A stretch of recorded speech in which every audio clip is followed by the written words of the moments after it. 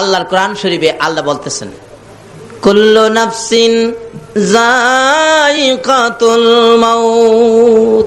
সকল প্রাণীকে উদ্দেশ্য করে কোরআন শরীফে আল্লাহ ওয়াজ করেন। জীবন ভরা তো মাওলানা সাহেবরার ওয়াজ শুনলেন, এবার আল্লাহর ওয়াজ শুনেন। আল্লাহ সকল প্রাণীকে উদ্দেশ্য করে বলতেছেন, কোরআন শরীফে ওয়াজ করতেছেন, সকল প্রাণী একদিন মৃত্যুবরণ করতে হবে। তাহলে মহিলারাও মরবো কিনা বলুন তো? তাহলে মহিলাদের ওয়াজ শোনা দরকার আছে না? যারা এখন ঘুমাইরি চেহারার ভাগ্যটা ভালো না খারাপ? আহা, রাবিয়া বস্ত্রী কি মহিলা ছিল না পুরুষ ছিল? রাবিয়া বস্ত্রী তো মৃত্যুবরণ করেছে, কি বলেন ঠিক নি? কিন্তু রাবিয়ার মৃত্যু আর এই এলাকার মহিলাদের মৃত্যু এক হবে? রাবিয়া মৃত্যুবরণ করে কবরে শুইছে। যারা দাফন করতে গিয়েছিল, দাফন করে কিছু আল্লাহর ওলি কাশফ, যাদের অন্তরের চোখে দেখে, এ চোখে না অন্তরের চোখে, তারা রাবিয়ার কবরের চারপাশে দাঁড়ায় রয়েছে। মুলকিন নকির আয়সা কি কয় শুনবার লেগা। রাবিয়া তো একটা মহিলা মিয়া, দাঁড়ায় রয়েছে। জিগায় মুলকিন নকির আয়সা, জিগায় তোমার রব কে? রাবিয়াকে জিগাই তোমার রব কে? রাবিয়া কবরে কথা কয়, হে মুলকিন নকির, তোমরা যে এইভাবে জিজ্ঞেস করবা এটা আমি জানি, আমার নবী কইছে। এটা কেমন মহিলাও? অহানের মহিলারা তো কোন হলে কোন বই চলে, কোন বারে টিভি কোন বই দিব এই খবর কইতারে কি। আর রাবিয়া কেমন মহিলা? কবরের মধ্যে মুলকিন নকিরের সাথে জবাব দেন, এ মুলকিন নকির, এই কথাগুলি যে তুমি জিজ্ঞেস করবা এটা আমার নবী কইছে আমি জানি। শোনো, তুমি জিজ্ঞাইছো আমার রব কে, আমি রাবিয়া যদি বলি আমার রব আল্লাহ, আল্লাহ যদি কয় রাবিয়ার আমি চিনি না, তাইলে আমার কথার কোনো দাম হবে? কি সুন্দর পয়েন্ট দেখছেন। এখন তো দেখবেন বড় বড় ব্যবসায়ী পয়সাওয়ালা মন্ত্রী মিনিস্টার হইলে যার আত্মীয় না হ্যাঁ কিন্তু কয় আমার আত্মীয়, আর গরিব যদি আত্মীয় হয় কয় না এর আমি চিনিই না। এই খাসিলত আসেনি আমাকে। এক বেচারা বিপদ পইরা বলতেছে, মন্ত্রী সাহেব তো আমার মামা লাগে। থানার ওসি সাহেব টেলিফোন করলেন, হ্যালো স্যার, এমকটা ছেলে, এমক নাম, এরকম উঁচা নাম্বার, চেহারার গঠন এই, আপনার ভাগিনা অপরাধে ধরা পড়ছে, আমরা থানায় আনছি স্যার, আমরা কি ছেড়ে দিব? মন্ত্রী বলেন, আমার তো বইনই নাই, বাইগনা হইলো কোত্থেকে? কোন কি কাহা, আমার কোনো ভাগনা বাগনি নাই। এই তো বাইগনা হিসাবে পরিচয় দিয়া দিছে মন্ত্রীর। এরকম লোক আছে না বাংলাদেশে? এখন আমি যদি পরিচয় দেই আমার রব আল্লাহ, আল্লাহ যদি কয় আমি চিনি না, তাহলে এই পরিচয়ের কোনো দাম আছে? রাবিয়া কয় কবরে, মুলকিন নকির, তোমরা যা জিজ্ঞাইছো কথা রাইট, এটা তো জিজ্ঞেস করবা শুনেছি। এখন তোমরা তো জিজ্ঞেস করেছো আমার রব কে, আমি রাবিয়া যদি বলি আমার রব আল্লাহ, আল্লাহ যদি বলে আমি রাবিয়াকে চিনি না, তাহলে তো আমার এই কথার কোনো দাম নাই। তাহলে কি করবো? আমারে না জিগাইয়া আমার আল্লাহরে জিগাও আমি কে। আল্লাহ যদি স্বীকার করে আমার কোন ব্যাপারে, তাইলে এটা রাইট হবে, আল্লাহর কথা রাইট।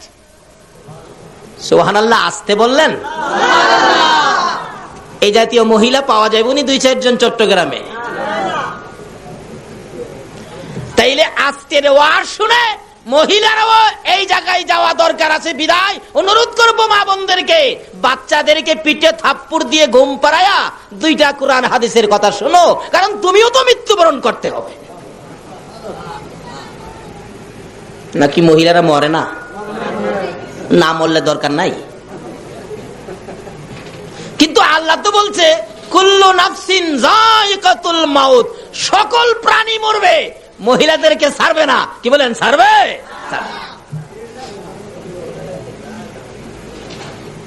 আপনার এখানে কেউ আসেননি যে হুজুর আমি মরবো না? থাকতে পারেন, কিন্তু কাজ হবে না। যত মন্ত্রই পড়েন, মত থেকে বাঁচার কোনো মন্ত্র নাই।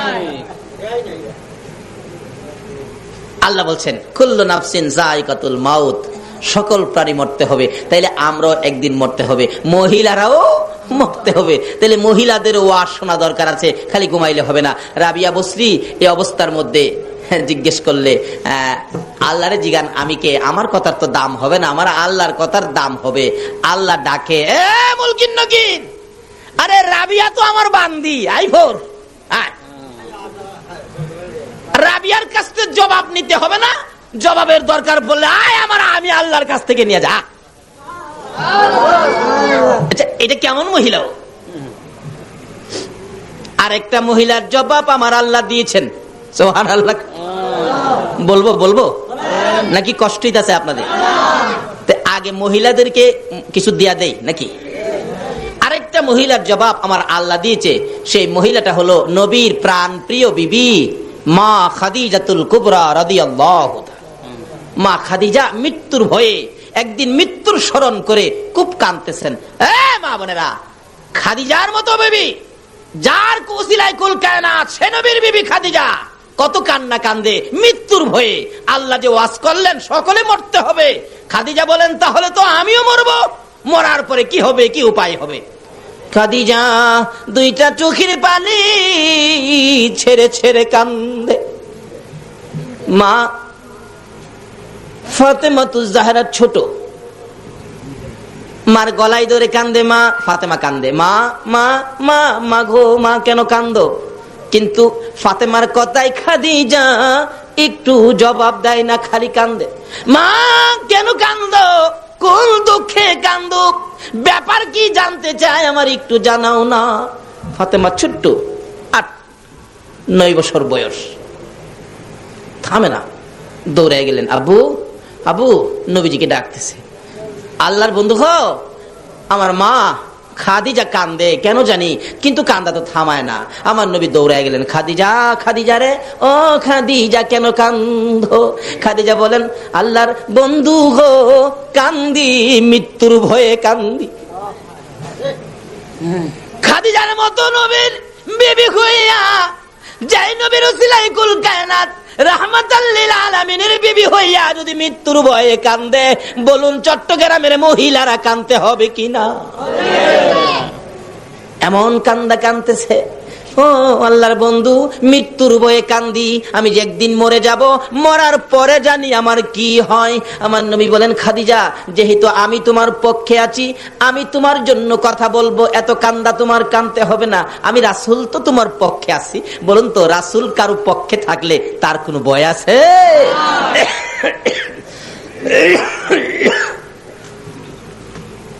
আচ্ছা, কান্দা থামাও।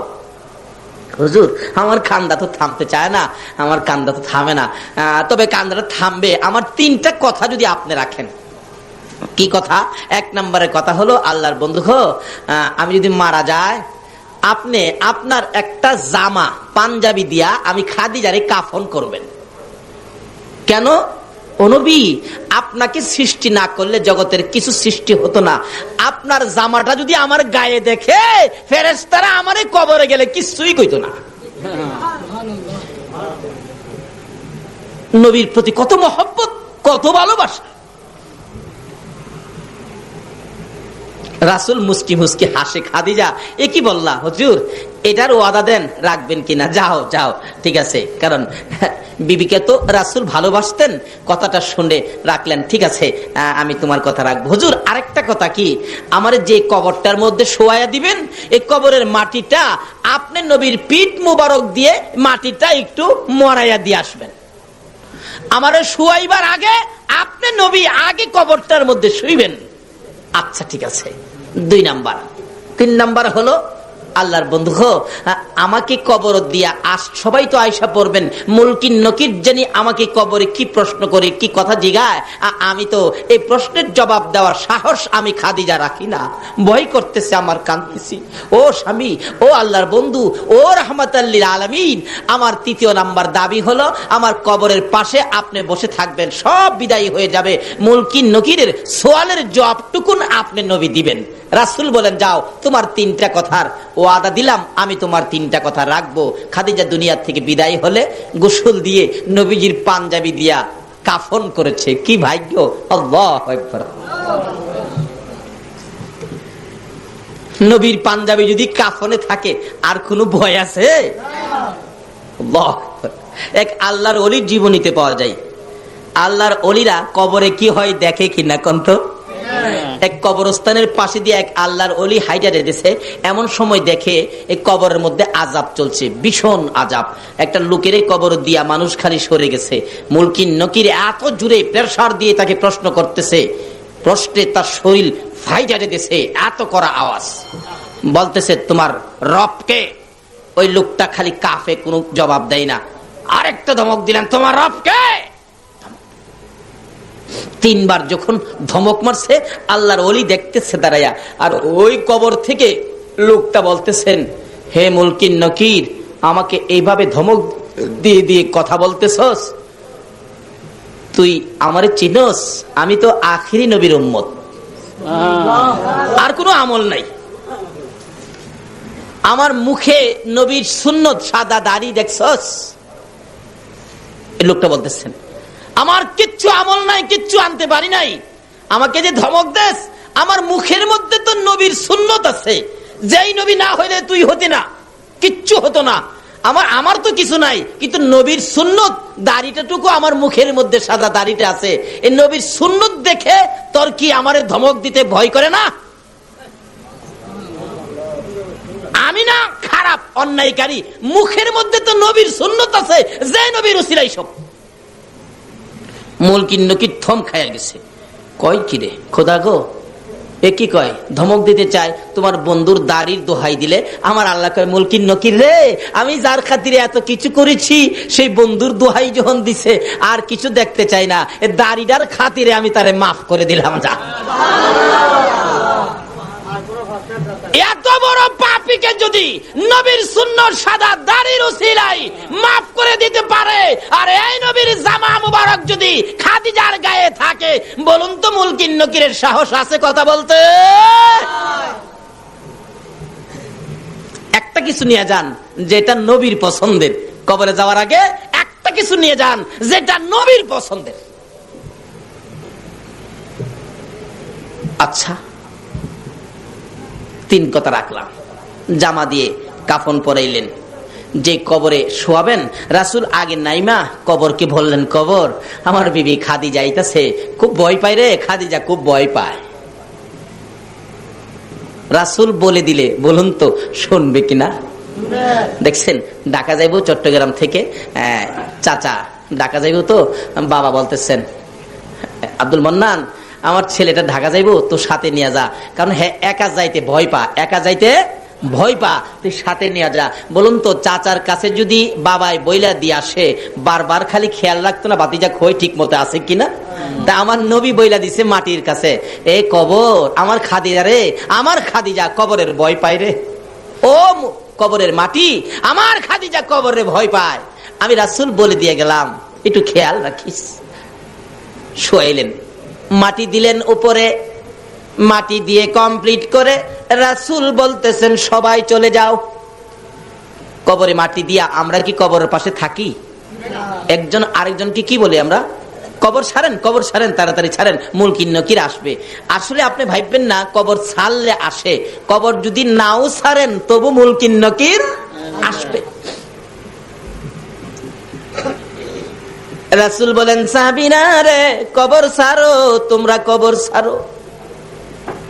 সাহাবীরা কবর থেকে দূরে যায়, আমার নবী চোখের পানি ছেড়ে ছেড়ে কবরের দিকে আগায়।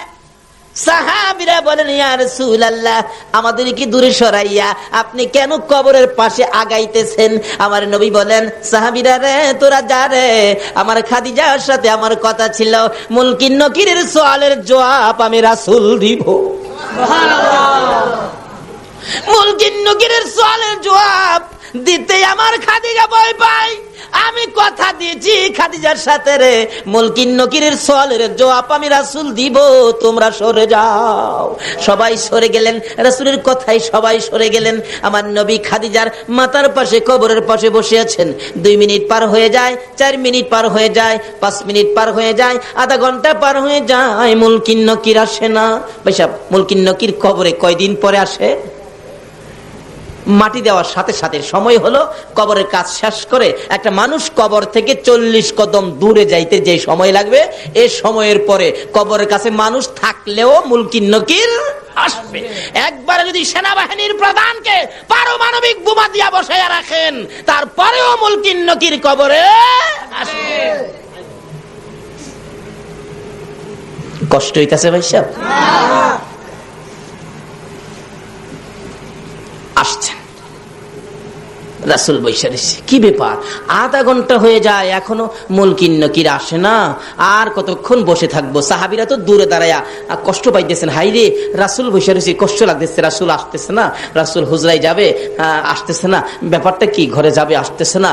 এমন সময় আমার আল্লাহ কয়, জিবরাইল আমার বন্ধুরে যায় একটা খবর দেস না, আমার বন্ধুরে যায় কও না তাড়াতাড়ি বাড়িতে যাইতো। জিবরাইল আইসা বলেন, ইয়া রাসূলুল্লাহ আল্লাহ সালাম জানাইছে আপনাকে, আমি জিবরাইলও সালাম দিলাম। হুজুর এখানে বৈশা রইলেন।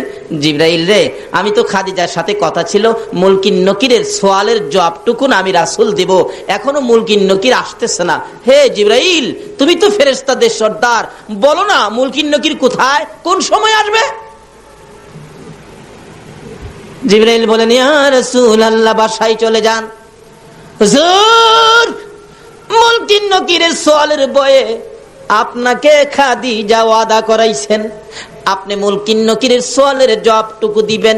আল্লাহর বন্ধু গো, যেদিন খাদিজা এই কবরের ভয়ে মুনকির নকিরের সওয়ালের জবাবের ভয়ে ওই খাদিজা যেদিন চোখের পানি ছেড়ে ছেড়ে কাইদা আপনাকে যেদিন জামিনদার বানাইলেন, আপনাকে যেদিন ওই প্রশ্নের জবাব দেওয়ার জন্য ওয়াদা করাইলেন, ওই দিন আপনার কষ্ট হবে বলে আমার আল্লাহ এই মুনকির নকিরের সওয়ালের জবাব আমার আল্লাহ নিজেই আদায় করে দিয়েছে।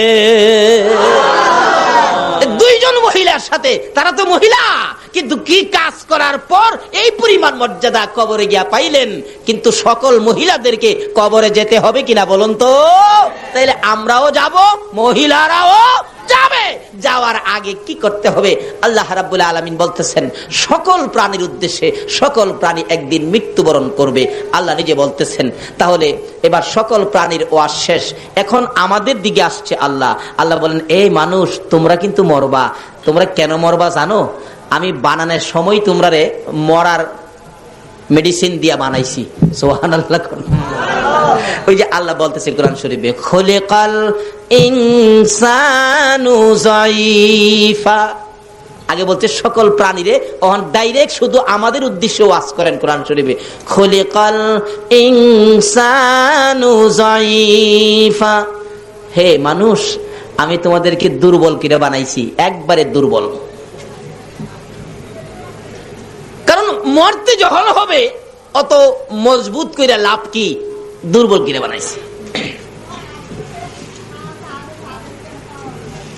মৌতের টিকেট আমাদের সকলের সাথে আছে কিনা? আজকে আপনাদের মাহফিলে আসছি, এখানে ফুটন্ত গোলাপ যুব সংঘের উদ্যোগে আয়োজিত মাহফিল। জিগান ছেলেদেরকে আমি বলছি যে আমি তো আসলাম, আমার যাওয়ার টিকিট কাটো, আগে যাওয়ার টিকিট কাইটা নিয়ে আইছে, কালকে যাব, আজকেই টিকিট কাটা। তা আমরাও যারা দুনিয়াতে আইছি মৃত্যুর টিকিট সকলেরই কাটা কিনা বলুন তো? মৃত্যুর টিকিট সকলেরই কাটা। আল্লাহ বলেন, বান্দারে মরতে হবে। হে মানুষ, খুলিকাল ইনসানু যায়ীফা, আমি তোমাদেরকে দুর্বল করে বানাইছি। কেরে? মৃত্যু যখন হবে, মরতে যখন তোমাকে হবে, এত মজবুত করে লাভ কি? যেটা থাকবে না এটারে বেশি খাওয়াইয়া লাভ কি? দুর্বল, মরতেই হবে। আল্লাহ বলতেছেন খুলিকাল ইনসানু যায়ীফা, আমাদেরকে উদ্দেশ্য করে আমাদেরকে দুর্বল করে বানাইছে। আচ্ছা বলুন তো, আসলে আমরা দুর্বল কিনা?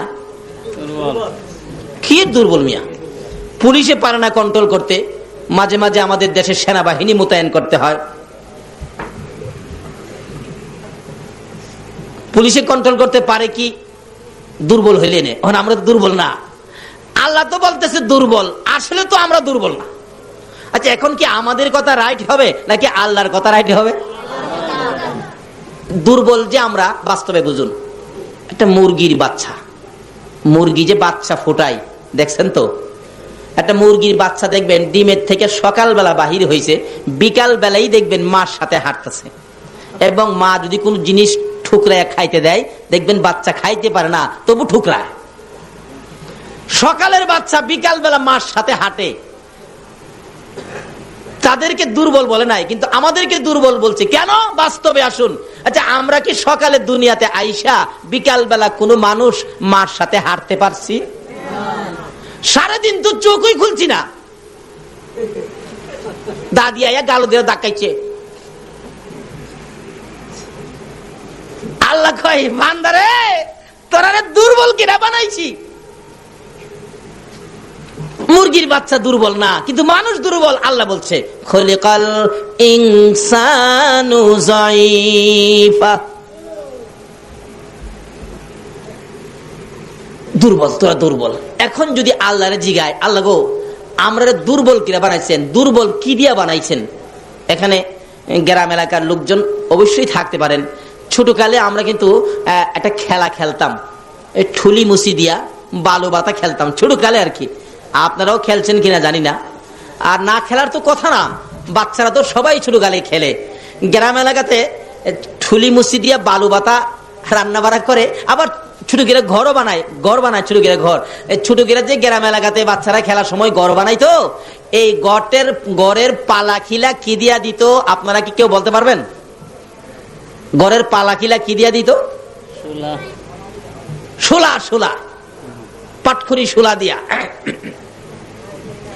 আর গড়ের ছানি দিত কচু পাতা, না হয়তো কলা পাতা। এই কচু পাতা, কলা পাতা, শোলার পালা দিয়া বানায়া এই ঘরে আমরা খেলতাম ছোটকালে। প্রশ্ন আসতে পারে যে হুলার পালা দিয়া কেন?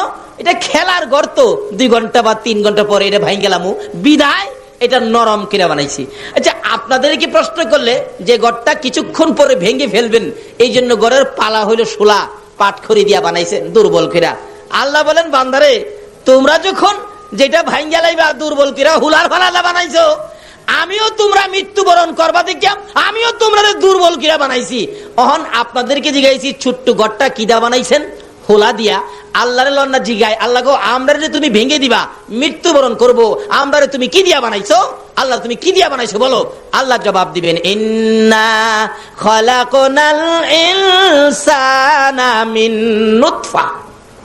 আমার আল্লাহ বলেন, বান্দারে আমি শোলার চাইতে আরো নরম এমন এক জাতীয় জিনিস দিয়া তোমাকে বানাইছি, দুর্গন্ধযুক্ত। ইন্না খলাকনাল ইনসানা মিন নুতফা, একবারে নাপাক, একবারে দুর্বল, একবারে নরম জিনিস দিয়া তোমাকে বানাইছি। কাজেই তোমার একদিন মৃত্যুবরণ করতে হবে, এই মৃত্যুর থেকে বাঁচার ক্ষমতা তোমার নাই।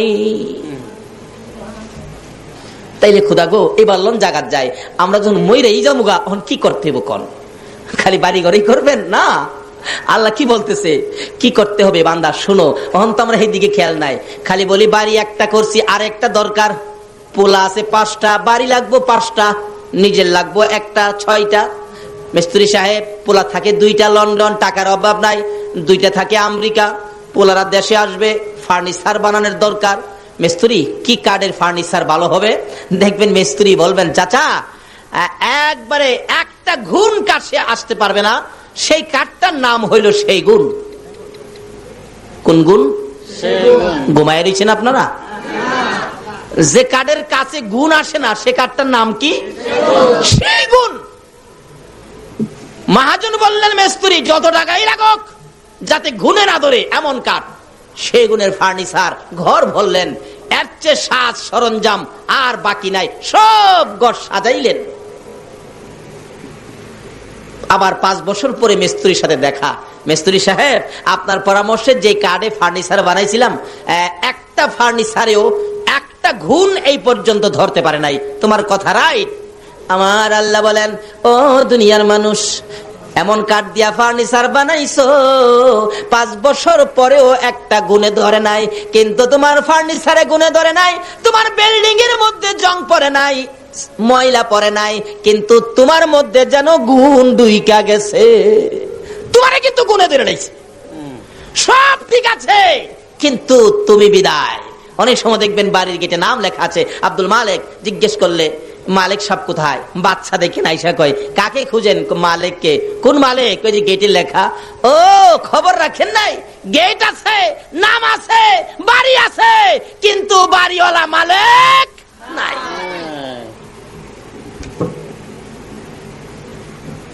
সব থাকবে, আমরা থাকবো না। সে ওয়াজ কোরআন শরীফে আল্লাহ করতেছেন। কেন বান্দারে এত কিছু করলি, কিন্তু এই জায়গায় যাও, কোন জায়গা? তোমার যে মরতেই হবে, মরার মন্ত্র দিয়া তোমাদেরকে বানাইছি। তাহলে এখন আমরা কি করতে হবে? আল্লাহ গো, আমরা এখন কি করব? আল্লাহ আমাদের জবাব দিচ্ছেন, ওমা খালাকাতুল জিন্না ওয়াল ইনসা ইল্লা লিয়াবুদুন। এই মানুষ আর জিন, শোনো, আমি তোমাদেরকে বানাইছি একটা কারণে, সে কারণটা হলো ইল্লা লিয়াবুদুন, তোমরা আমি আল্লাহর ইবাদত করবে। তাইলে আমরা মৃত্যুর আগে কি করার জন্য আল্লাহ বলছে বলুন তো? কি করতে হবে?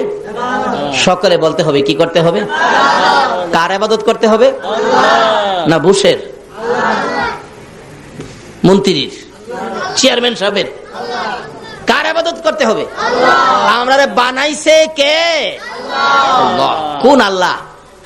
যার জমিনে থাকি, যার আকাশ থেকে বৃষ্টি পায়া আমাদের হৃদয় ঠান্ডা হয়, ফসলে বরকত হয়, যার নদী নালা সাগর থেকে আমরা মাছ ধরে ধরে খাই, লবণ উড়াইয়া খাই।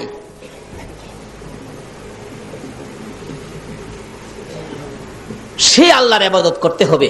বলুন কার ইবাদত? আল্লাহ। এখন ফেরেশতাদেরকে বলতে, ফেরেশতারা এত রাত্রে কিছু মানুষ আমার আল্লাহ কইতেছে, ব্যাপারটা কি? ফেরেশতারা কই, খোদা গো, তারা এখন বলতেছে তোমার ইবাদতের কথা, তোমার ইবাদত বলে করা দরকার। তোমার আল্লাহ কইয়া ডাক দিয়া বলতেছে আল্লাহর ইবাদত। আল্লাহ কই, তারা কি আমার আল্লাহ কইছে? কহ কইছে তো।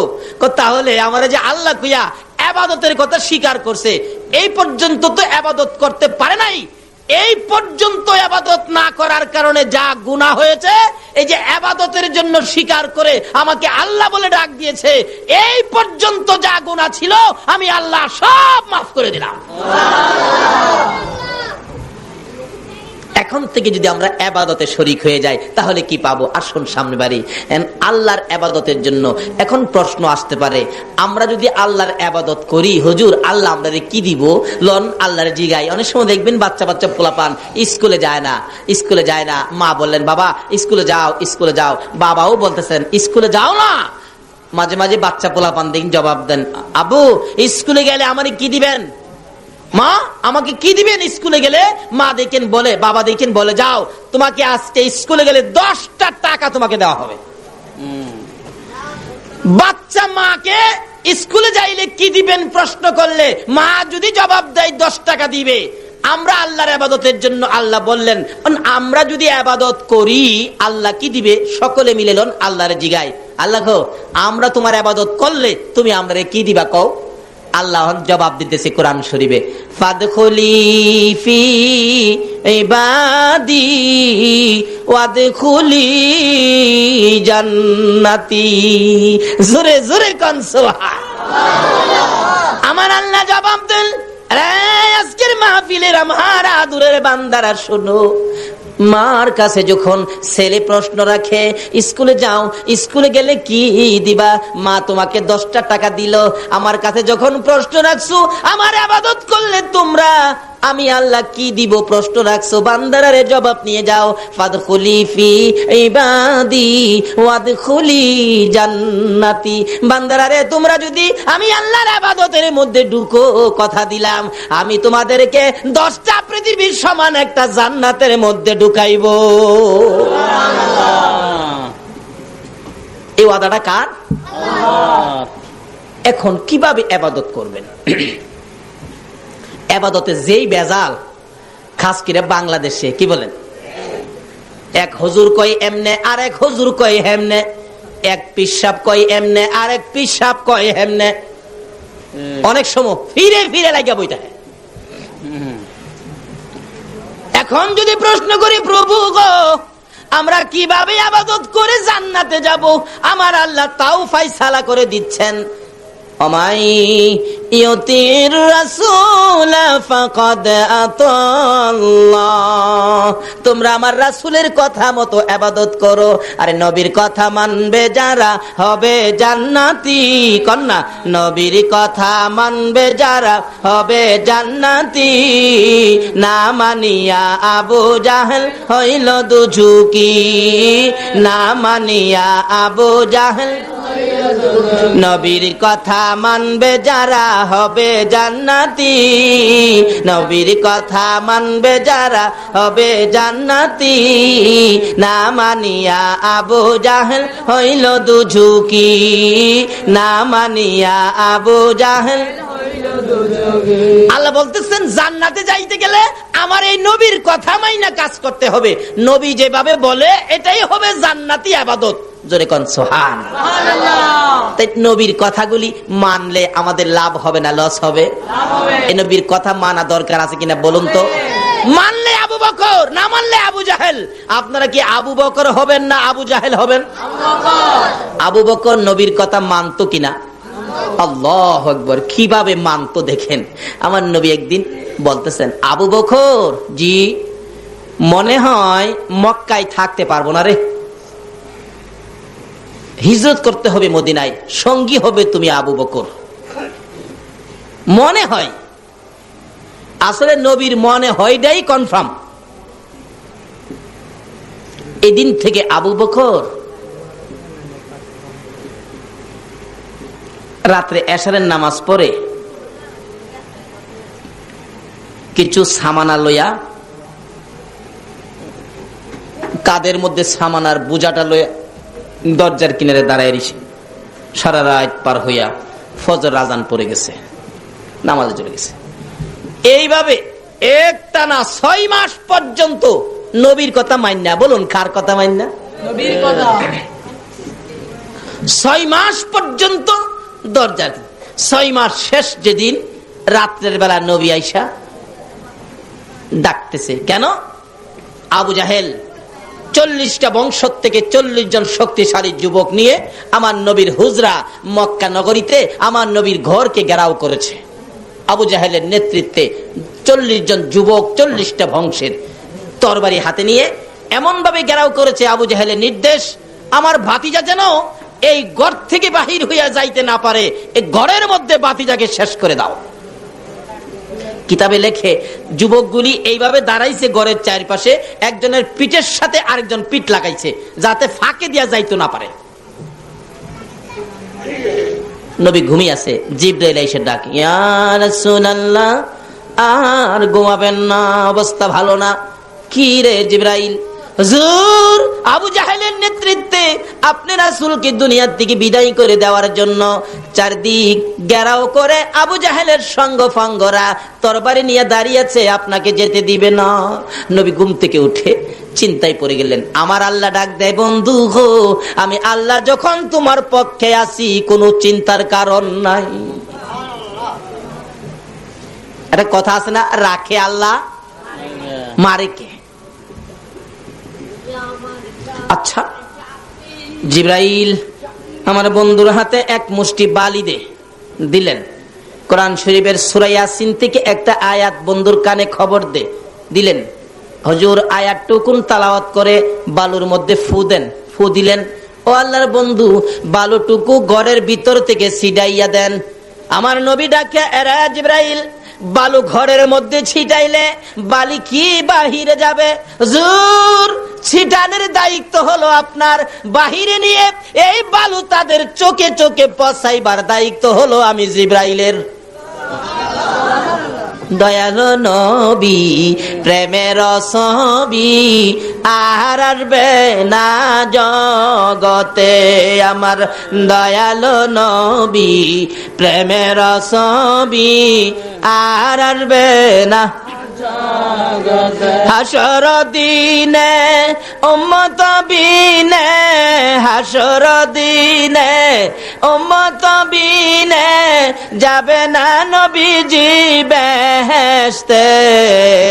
দয়ালু নবী প্রেমের ছবি আর আসবে না জগতে, আমার দয়ালু নবী প্রেমের ছবি আর আসবে না 63 সাল জিন্দিগি কাটছে বলে উম্মতি, 63 সাল জিন্দিগি কাটছে বলে উম্মতি, এখনো কান্দে শুয়ে মদিনাতে নবী, এখনো কান্দে শুয়ে মদিনাতে। দয়ালো নবী প্রেমের ছবি আর আসবে না জগতে, আমার দয়া